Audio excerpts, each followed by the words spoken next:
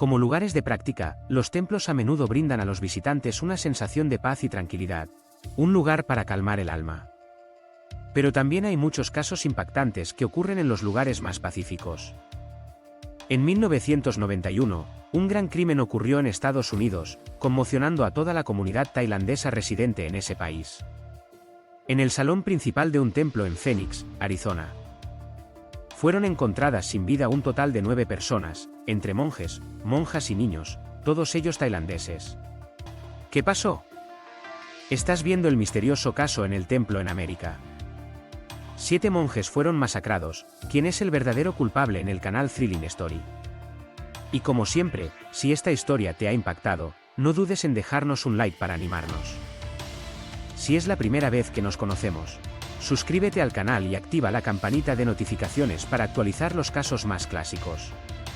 Wat Prongkunaram se encuentra en Phoenix, Arizona, Estados Unidos. Este es un templo tailandés con un área relativamente grande y muchos santuarios. El templo está rodeado de una atmósfera pacífica y serena llena de exuberante vegetación.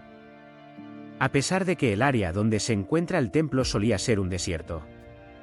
Situado en un país remoto, el templo fue construido y desarrollado en gran parte gracias a la fe y los esfuerzos de los monjes. Todos los días, al llegar al templo, los visitantes pueden ver a los monjes realizando una gran cantidad de trabajos, desde cortar el césped, cavar la tierra y regar las plantas. Sin embargo, algo extraño ocurrió el 10 de agosto de 1991. A las 10:30 de la mañana, Chabee Border y Pren, 2 mujeres contratadas para cocinar para los monjes, descubrieron algo sospechoso.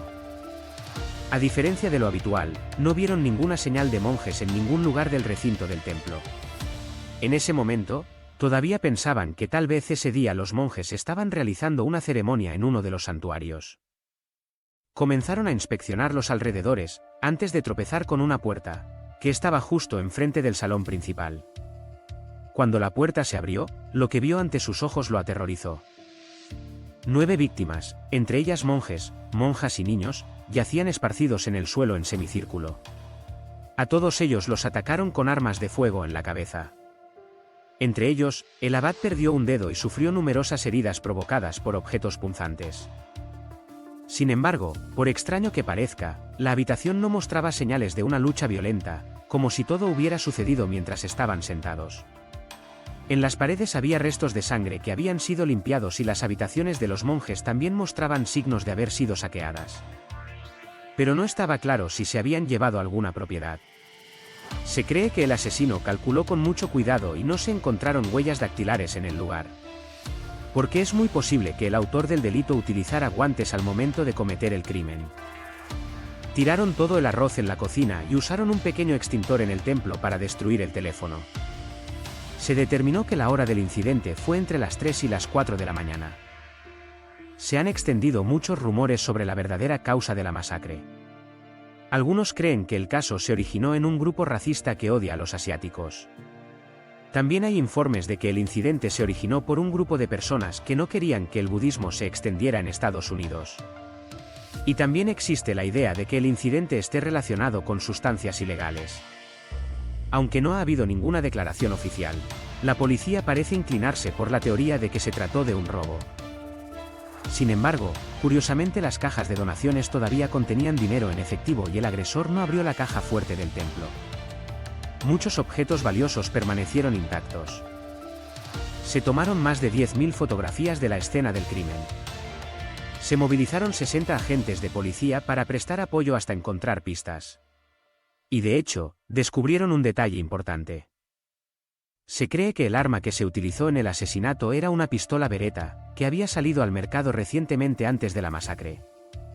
El 10 de septiembre de 1991, exactamente un mes después del horrible día, la policía recibió una misteriosa llamada de un hombre que se hacía llamar John, quien sugirió que la policía hablara con un hombre llamado Kletchy en Tucson. Fueron a un hospital psiquiátrico aquí. Pero curiosamente, Kletchy no parecía existir. El equipo de investigación encontró entonces al misterioso hombre. Su verdadero nombre es Mike, tiene 24 años y es un paciente mental. El caso parecía seguir estancado porque era muy difícil obtener declaraciones útiles de los pacientes mentales. Pero al mediodía, la policía decidió detener a Mike para realizar más investigaciones.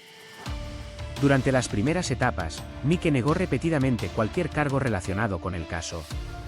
Pero después de 3 días de intenso interrogatorio, finalmente admitió haber cometido el crimen junto con otras 4 personas. Sus vecinos y familiares. Sin embargo, uno de los cómplices de Mike fue liberado el mismo día porque no se declaró culpable y había evidencia de que el día del incidente estaba trabajando en otra ciudad. Eso deja solo 4 sospechosos, incluido Mike. Fueron inmediatamente acusados y detenidos en espera de juicio. Esta orden de detención irrazonable ha creado una ola de descontento entre los residentes de la ciudad. Estallaron protestas exigiendo que la policía liberara a los 4 sospechosos. La razón es que hay evidencia de que el día del asesinato, estas 4 personas no estaban presentes en el lugar de los hechos. Además, no se ha encontrado el arma homicida, que se cree que era una pistola. La pregunta es ¿por qué estas 4 personas no se defendieron y fueron liberadas? ¿Por qué aceptaron los cargos policiales? Durante el mes siguiente, la policía local recibió continuamente llamadas despectivas de ciudadanos que decían que no se diferenciaban de los enfermos mentales. Los 4 sospechosos fueron posteriormente condenados a prisión por fraude de drogas. El 23 de octubre de 1991, el equipo de investigación continuó recibiendo una llamada telefónica importante relacionada con el arma que se creía era el arma homicida. El 20 de agosto de 1991. 10 días después de la masacre, un agente de policía destinado en una base aérea no lejos del templo vio un coche cerca. La policía encontró a Rolando Karatachea, un ruso, y a Jonathan Dowry, un tailandés, ambos de 17 años. Ambos actuaban de manera sospechosa, por lo que la policía militar revisó y encontró un rifle Marine calibre .22 en el asiento trasero del auto. Sin embargo, los 2 muchachos fueron liberados rápidamente y el arma no fue confiscada porque no había una base clara para la investigación. El 10 de septiembre de 1991, la policía acudió al apartamento donde vivía Rolando y confiscó el arma que habían encontrado anteriormente, para enviarla al departamento forense. El 23 de octubre de 1991, las pruebas demostraron que era el arma utilizada para cometer el crimen en Bad Pronkunaran. Y apenas 2 días después, alrededor de las 8 de la tarde del 25 de octubre de 1991, 2 agentes de policía especiales se encontraron con los 2 muchachos que habían conocido en el coche antes. Allí conocieron a Alex García, un joven mexico-americano de 17 años que era compañero de escuela de Rolando y Jonathan. Todos fueron llevados a la sala de interrogatorios. A las 9:25 se inició el juicio. 2 agentes de policía se turnaron para investigar, todo ello grabado en una cinta de audio. Las 5 personas interrogadas incluían a Alex Rolando, Jonathan y otros 2 amigos. Sin embargo, cabe aclarar que los 4 sospechosos anteriores, incluido Mike, no participaron en este interrogatorio. Jonathan finalmente confesó a la policía que esa noche los 5 utilizaron 2 coches y 3 pistolas. Al entrar al templo, alguien irrumpió en las habitaciones de los monjes y los llevó al salón principal. Un monje recordó el nombre de uno de sus 5 amigos y lo gritó, sobresaltando a la persona. Se oyó un disparo. Después de 13 horas de investigación, Jonathan finalmente aceptó que 4 hombres de la ciudad de Tucson estaban involucrados en el caso. Alex, después de negociar con el equipo de investigación, también admitió que efectivamente había participado en la masacre. Esa noche, él, Rolando, Jonathan y otros 2 amigos fueron al templo. Usaron las armas para cometer el robo y en el crimen también estuvo involucrado un grupo de 4 hombres de Tucson. Entonces, ¿qué pasó realmente? Según la confesión de Alex, fue Jonathan quien planeó el ataque al templo. La razón es que el hermano menor de Jonathan solía practicar aquí. Alex y Jonathan planearon juntos durante más de 2 meses antes del evento real. Esa noche, los 2 entraron a escondidas en el templo con 3 armas. Pero primero conozcamos un poco mejor a Jonathan. Su verdadero nombre es Vilapong Kamekao, nativo de Tailandia. Nació y creció en Korat, Tailandia. A la edad de 8 años, Jonathan se mudó a Alemania. Unos años más tarde se mudó a Estados Unidos para vivir con su madre y su padrastro. El hermano menor de Jonathan, llamado Vipalon Kamekao o David, practicaba en el templo de Procunharan. David había sido ordenado como monje novicio en el templo unas 2 semanas antes del asesinato. Antes de eso, Jonathan iba con frecuencia al templo para ayudar a su hermano a realizar obras de caridad. Por lo tanto, esta persona se familiarizó con el templo. El 23 de noviembre de 1991. El fiscal jefe ordenó retirar los cargos. Cargos contra 4 sospechosos en la ciudad de Tucson debido a la falta de pruebas encontradas. Tras estar en libertad durante más de 3 meses. Los 4 revelaron a los medios de comunicación que fueron presionados por la policía para que confesaran actos que no cometieron. Sus cuerpos están debilitados y sus mentes están siempre en estado de miedo. Los 4 ex sospechosos presentaron una demanda para reclamar sus derechos después de un largo periodo de detención, con una compensación que asciende a decenas de millones de baht para cada persona.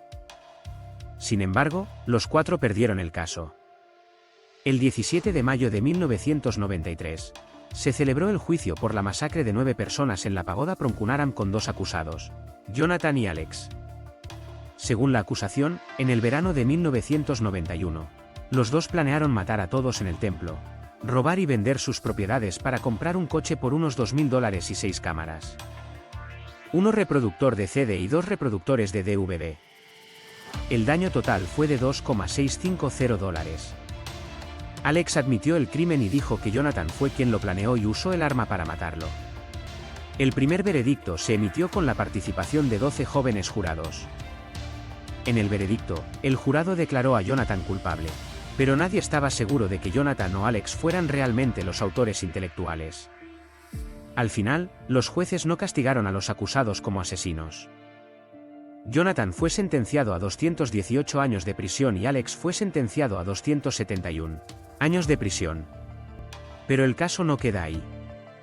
Un grupo de monjes, liderados por el venerable Metanando, creen que Jonathan no es un asesino a sangre fría, pero son capturados y sorprendentemente derrotados. En 1993, el abogado Alan Dershowitz, profesor de Derecho en la Universidad de Hawái, y su equipo fueron designados para hacerse cargo del caso. Todos los costos se pagaron en una suma global por un total de 16 millones de baht. Independientemente de cuántos años se necesitaron para resolver el caso. Hay que admitir que Allen era un abogado extremadamente famoso. Su historia fue llevada al cine en la película Reversal of Fortune, que se emitió en 1990. Volviendo a nuestro caso. Hay 2 opiniones aquí, además del grupo que está de acuerdo en que Jonathan y Alex causaron el incidente. Muchas personas también piensan que es imposible que 2 adolescentes de 17 años pudieran usar 2 pistolas para obligar a los monjes y trabajadores del templo a acostarse boca abajo juntos para que pudieran atacarse fácilmente las cabezas sin ninguna lucha feroz. Las pruebas forenses tampoco fueron convincentes. La razón es que para utilizar un arma de forma precisa y profesional, el agresor debe haber recibido un riguroso entrenamiento previo. La edad media de los monjes está entre los 30 y los 40 años, mientras que la monja de mayor edad tiene 75 años, por lo que es difícil que 2 jóvenes de 17 años les obliguen a hacer lo que les plazca. Por otra parte, la policía no tenía ninguna evidencia de la presencia del autor en la escena del crimen, como huellas dactilares, cabello o ADN. Y el mayor problema es que la notificación de los derechos de los demandados no es clara. Si ves habitualmente dramas televisivos occidentales, probablemente hayas oído este dicho antes. Tienes derecho a permanecer en silencio porque lo que dices puede ser usado en tu contra en un tribunal de justicia.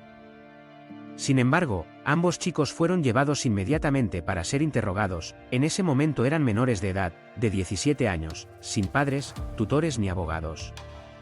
Esto también plantea interrogantes sobre si las declaraciones de los acusados son verdaderas o forzadas. Estas teorías no carecen totalmente de fundamento, ya que 4 ex sospechosos de Tucson fueron arrestados previamente y acusados sin pruebas por el mismo grupo de investigadores. En la escena del crimen se encontró una evidencia importante, una huella que coincidía con los zapatos de Jonathan en su casa. Pero esto no prueba que Jonathan sea el asesino porque no hay pruebas legales. El caso se concluyó únicamente con el testimonio de Alex de que Jonathan era el cerebro detrás de todo y, como se mencionó anteriormente, Alex en realidad hizo un trato con la policía sobre su testimonio para recibir la sentencia más leve al poner toda la culpa sobre Jonathan de que él era el asesino a sangre fría. Aproximadamente un mes después del incidente del templo Pronkunaram, ocurrió un caso que generó muchas críticas a la policía. Mientras acampaba con su novia de 14 años, queriendo robar $20 estadounidenses. Alex y su novia usaron un arma para matar a una joven. ¿Por qué la policía aceptaría un trato con alguien como Alex? A finales de 2008, el Tribunal de Apelaciones del Noveno Circuito dictaminó que los acusados no confesaron voluntariamente, sino que fueron coaccionados. Por tanto, el caso es nulo. Y aunque esto pueda parecer una buena noticia para Jonathan, no es tan sencillo. En mayo de 2011, los fiscales presentaron una objeción ante la Corte Suprema. La apelación número 9 contó con un amplio panel de jueces que consideraron cuidadosamente y confirmaron la sentencia mediante una votación en octubre del mismo año. Sin embargo, la Corte Suprema no quiso revisar este caso. Esto significa que el caso ha terminado. Los acusados deben ser declarados inocentes y liberados, o si hay un nuevo juicio, se necesitarán otros 2 años para encontrar más pruebas. El segundo juicio terminó en votación negativa y fue desestimado. Se nombró un nuevo jurado para volver a juzgar el caso. La última vez fue en 2014. El tercer juicio terminó con Jonathan condenado a 249 años de prisión sin posibilidad de libertad condicional. Y ahora el caso y la guerra, que duró más de 20 años, han terminado. Jonathan todavía está bajo custodia. Cada año se celebra un evento en Bad Runkunaram para recordar las pérdidas ocurridas en el verano de 1991. Sin embargo, aunque el caso está cerrado, la verdadera historia todavía preocupa a mucha gente. ¿Qué pasó de todos modos? ¿En su opinión se han resuelto todos los nudos de este caso? ¿O qué opinas sobre el fallo del tribunal? Deja tus comentarios a continuación para que podamos discutirlo juntos. Y antes de irte, no olvides darle a me gusta, suscribirte al canal y activar la campanita de notificaciones para estar al día de los casos más clásicos.